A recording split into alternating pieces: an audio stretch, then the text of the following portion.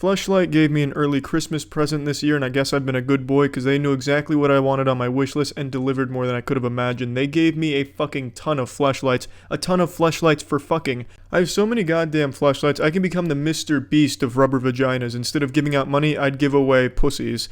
And today I'm gonna get real creative and see if I can make body armor out of them, and if I can, how effective is it?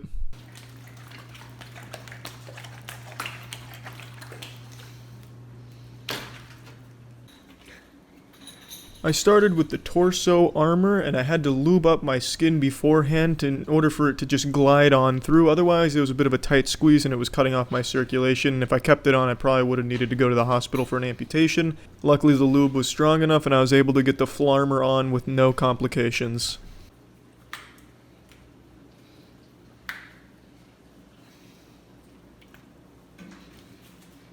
As I was equipping my protective gear as if a character in an RPG, I learned that I have a new fetish. I've discovered something about myself. I fucking love being covered in lube and smothered by fleshlights. Pretty standard stuff, I know, nothing too wild and wacky, but still a fun little science note there on the side of the project.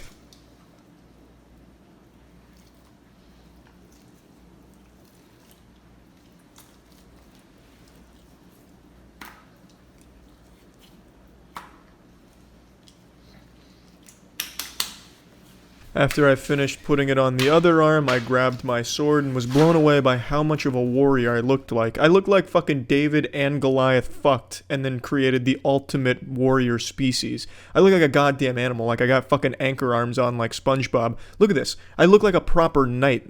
Sir Charlie Gloryhammer of House Rubber Vagina. Now I know what you're thinking, yeah Charlie, that armor looks impressive, but is it actually effective at defending you from anything? Well, let's put it to the test. Fucking slap it! Hit it like you want to chop my arm off. I don't know. Okay, well hit it with, well don't actually slice me off, just like get the side here, like, you know, like one of these. Okay. Now I don't feel a thing.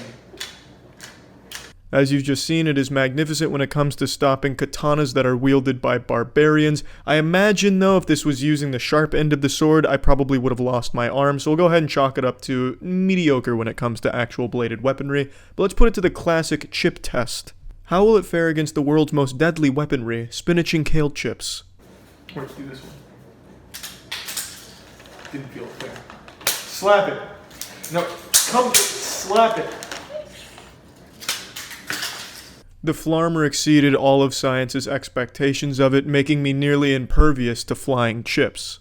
But what about a hairbrush? So glad that Really get in there. Harder! Come on! my hair is starting to stick too. That's the stuff.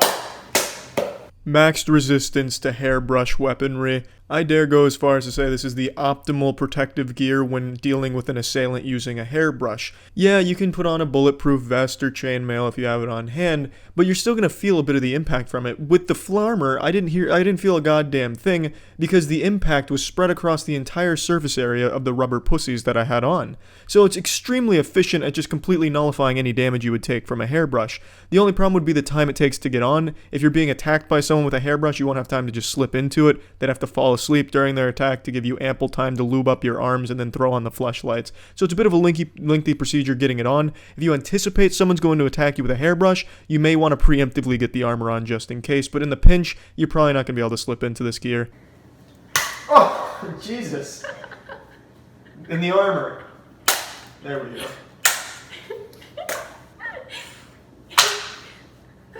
Other arm.